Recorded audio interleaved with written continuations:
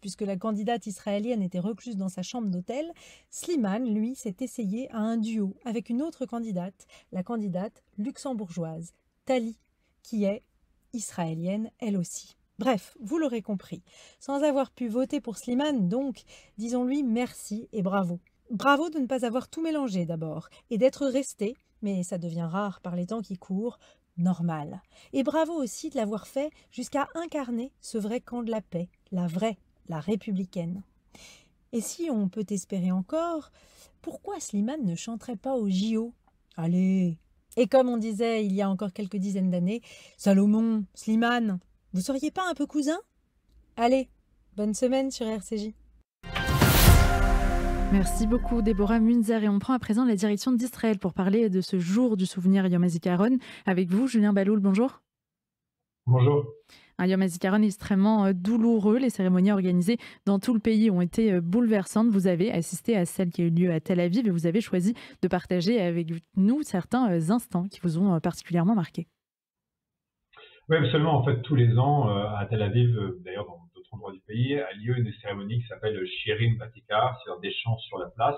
À la base, de manière historique, ça se passait place Rabin, c'est pour ça que ça s'appelait les chants sur la place.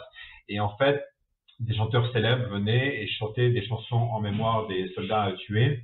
Et entre chaque chanson, il y avait des séquences vidéo de familles de soldats qui racontaient leurs souvenirs de leurs proches qui étaient tués au front. Depuis quelques années, ce n'est plus place Rabin, parce que la place Rabin est en travaux pour le tramway, hein, c'est au parc Ayarkon, mais la cérémonie reste bouleversante, notamment cette année, puisque c'est le premier Zikaron après le 16 octobre, et il y a eu des chanteurs très célèbres qui étaient là, notamment Saïd Haddad, que tout le monde connaît, et qui a interprété la chanson Shema Israël, que je pense tout le monde connaît maintenant depuis plus de 20 ans, pour la famille d'un soldat qui a été tué, qui était devant elle, et c'était extrêmement touchant. Je vous propose d'écouter l'extrait.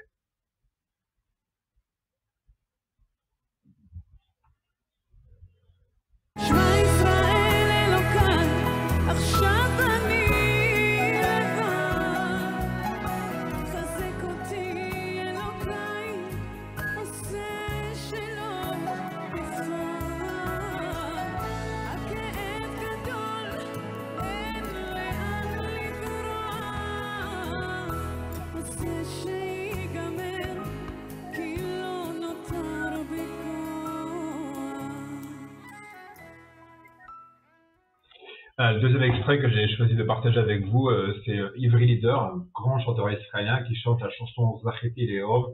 J'ai eu la chance d'aimer. Pourquoi cette chanson était bouleversante? Parce qu'il y a eu, parmi toutes les histoires depuis le début de la guerre, il y en a une parmi tant d'autres qui a touché. C'est l'histoire de l'officier combattant Sagi Golan qui est mort au front. Et son fiancé, Omer, il s'apprêtait à l'épouser. Il y a eu une injustice en fait parce que c'était un couple de même sexe.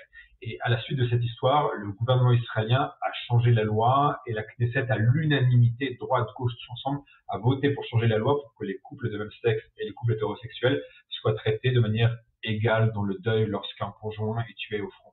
Et en fait, ils s'apprêtaient à se marier et cette chanson était censée être la chanson de leur roupa. Elle n'a pas eu lieu évidemment et le chanteur était là à l'enterrement, il a chanté cette chanson à l'enterrement.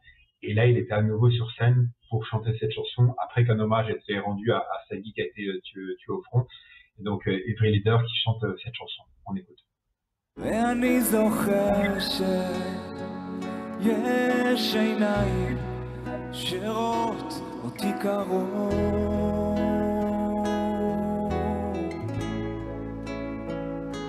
אני יודע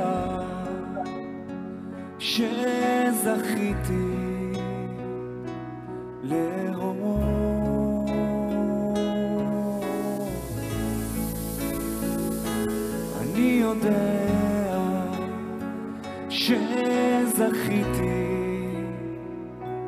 לאהוב.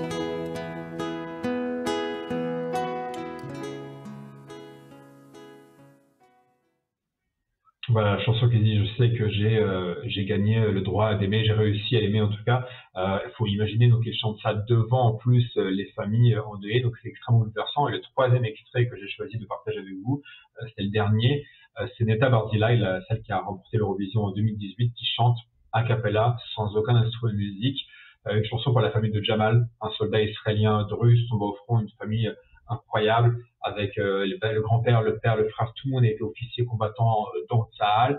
Et elle chante cette chanson qui est une très belle chanson qui dit en gros on m'avait dit que tu reviendrais, mais ça te fait déjà 1 an, je t'attends encore, quand est-ce que tu reviendras? Et elle chante ceci a cappella devant les parents de Jamal. Écoutez.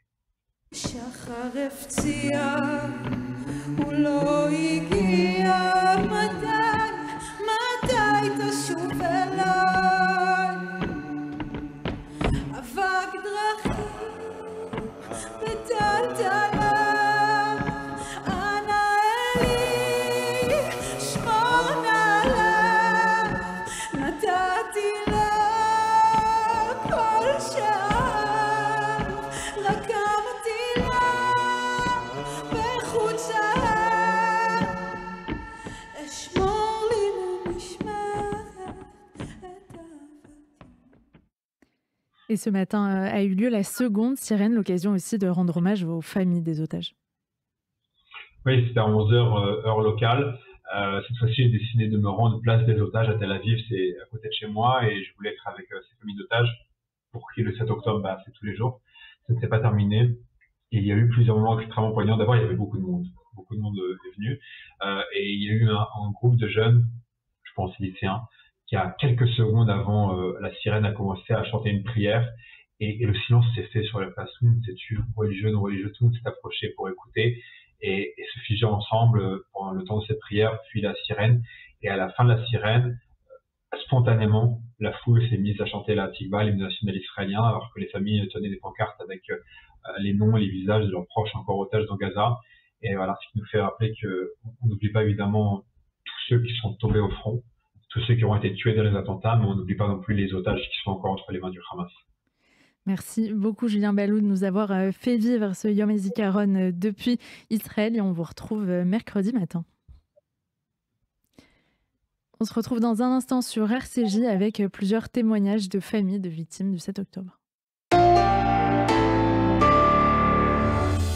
Vous avez entre 18 et 40 ans et vous souhaitez vous rendre utile auprès des kibboutz et des populations en Israël pendant les vacances?